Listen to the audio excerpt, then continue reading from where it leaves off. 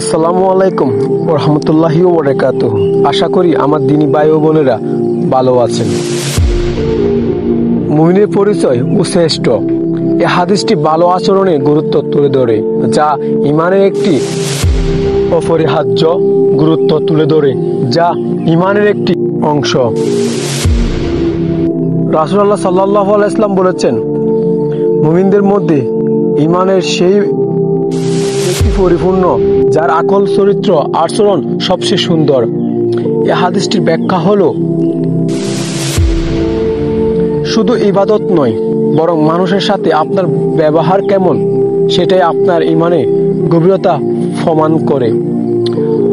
আপনি যদি নম্র হন, মানুষকে সম্মান করেন এবং কারো ক্ষতি না করেন, তবে আপনি আল্লাহর কাছে খুবই প্রিয় হবেন। এটি মানুষের প্রতি সুবিচার ও দয়াশীল করতে সাহায্য করে।